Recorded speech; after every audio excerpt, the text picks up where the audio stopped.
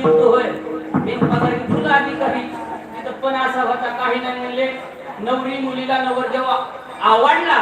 ती काय करणार डायरेक्ट जाणार त्याच्या गळ्यात माळ घालणार याचं काही सुद्धा विचारणार नाही त्याला जमीन किती जुमला किती काय किती हे काहीच नाही माळ घाला वाटत तर त्याला आपल्याला काय म्हणला एवढं पाहिजे म्हणलं तोवर म्हणलं भजन करीत करीत म्हणला हाडाची असणारे काढ झाले सापला झाले बारगड्याच्या फासला दिसायला लागल्या म्हणला तुझ्याला काय काळजी बघ काय म्हणला बरं झालं म्हणला आपला नंबर याच्यात लाव काय बंद करा म्हणले बर चालते बंद करायचं का काय झालं बर चालतंय ठीक आहे काय अडचण नाही 2 मिनिटांमध्ये दिवस आठवड्या जाईल नारदाला सांगितलं ठीक आहे म्हणले आणि देवाकडे गेले देवा म्हणले मला लग्न करायचं म्हणजे तुमचं स्वरूप देऊन टाका देवाने सांगितलं कशाला नादाला लागत हो आणि ह्याच्यात जे नादाला लागले ते सगळे वाटायला लागले मध्ये सगळे बंद करायला लागले तुला समजत कसं नाही जरा लवकर मुरत म्हणले लग्न करू नको देवाने म्हणले ठीक आहे काय अडचण नाही म्हणले तुला स्वरूप देऊन टाकतो देवाने माकडाचं रूप दिलं कुणाला नारदाला नारद गेलं सभेमध्ये बसलं नवरी मुलगी हातात हार घेऊन आली नारदाला वाटायचं देवाने रूप दिला देवाचं रूप म्हणजे काय सांगायचं वाट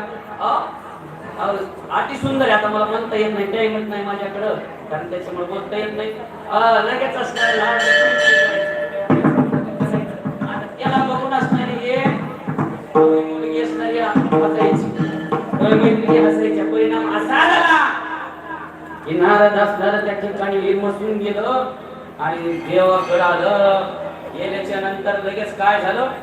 देव त्याच्या अगोदर पुढे उभा आले आणि त्या नवऱ्या मुलीने असणाऱ्या देवाच्या गळ्यामध्ये हार घातला तो देव असणारा पुढे नव्हता विष्णू भगवान परमात्मा होता आणि ती नवरी मुलगी दुसरी पुण्य होती साक्षात आदिमाया शक्ती असणारी लक्ष्मी होती सांगायचे कशासाठी मला एवढा मोठा असणार त्या ठिकाणी म्हणले नारदजी सुद्धा फसला आणि बघितलं सांगितलं तुला असं करायचं होतं मला कशाला सांगितलं अगोदर सांगत काय झालं नारदा असं म्हणले आणि पुन्हा पश्चाताप झाला सगळं गायब केलं आता शॉर्टकट सांगून टाकतो कारण लय लवकर जास्त लांबीचं चार्ट लांबल्यावर लोक लांबीत असते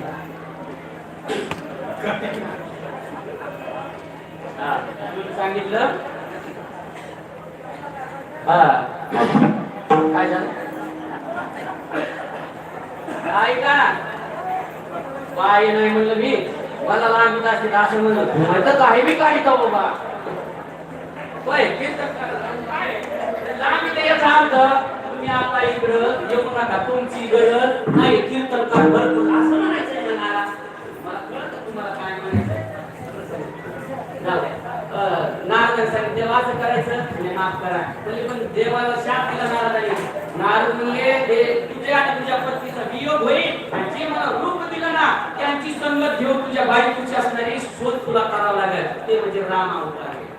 आणि मग नारदाला कळून चुकलं की आपलं चुकलं देवा तुम्हाला आलं सांगायचं म्हणजे जाऊ द्या सांगायला गेलं झाक निघून सव्वा लाखाचं पैसा 1.25 लाखाला काही किंमत नाही आता लोकांपाशी पैसे काय कमी नाही त्यामुळे कमी नाही असो त्याला सांगितलं जिथं नारदाला असणार वाचण्यात लावलेली नाहीये त्यांनी सांगितलं त्या वाचनेचा काय करावं लागतंय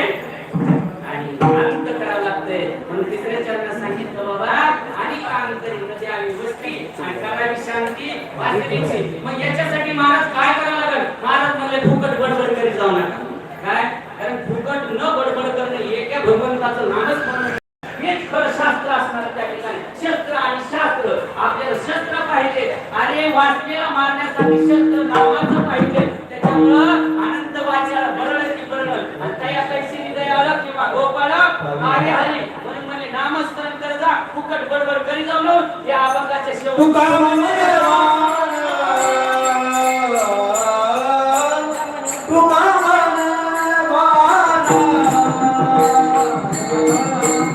Hallelujah.